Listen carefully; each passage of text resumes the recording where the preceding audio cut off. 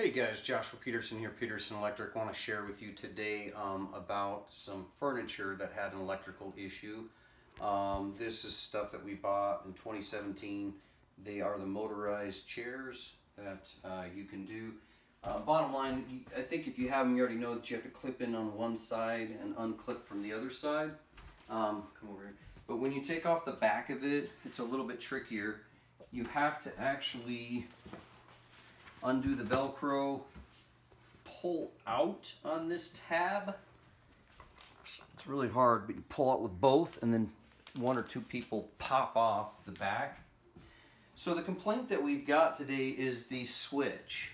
The switch is becoming intermittent and a little tricky on how to take it apart, but once I had it apart, I came down here and I worked on this itself. This is a transformer, so it's 120 volts going down to 29 volts for this, and then that power communicates into the motor once it goes low voltage. And this motor, come on this side, this motor slides up and down on this rail. This is, come over here, this is what allows this motor to slide for this leg and the back seat. And basically it's a couch that's called a space saver because it can kind of double fold itself. Anyway, so this right here is what communicates to the switch.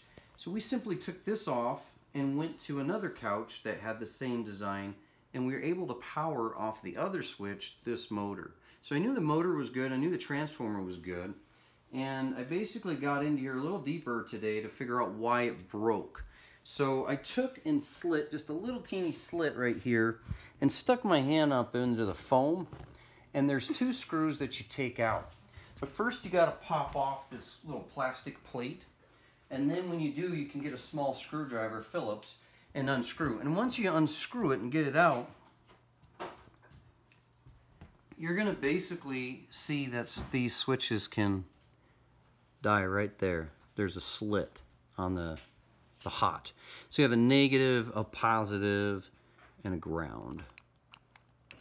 Boom. And then if I pull it apart, nothing.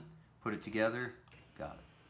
The first generation I saw this, I actually fixed at some guy's house a couple years ago. Their switches were a little bit more temperamental and they would bust off at the knob. These are actually designed a lot better there, but you can see that the wear and tear is going to be right here on the on this little teeny 22, 24 gauge wire. So really, in a nutshell, what ends up happening if that goes bad is you probably end up having to get a switch and a harness piece that goes down and then controls right here to this low voltage cable, which is a 5-wire design. My thoughts on the 5-wire design is it's designed to have motor up, motor down, and you're going to have your ground, your hot, and your neutral. Okay. So that is my thought behind those, or actually one of them could be the switch for the front, the switch for the back, your power in, and then your neutral and your ground.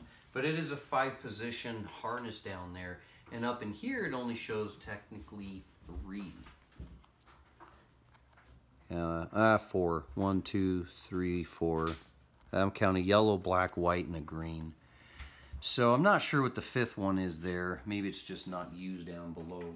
But yeah, so this is kind of the frustrating side. So bottom line is you can't go sitting on the center of these couches if you have two together, because all of these motors actually are in these chairs as they recline. You cannot go sitting on the side to the right of all of them because the switch is right here and the switch is right here. They wanted to hide that so no one could see it.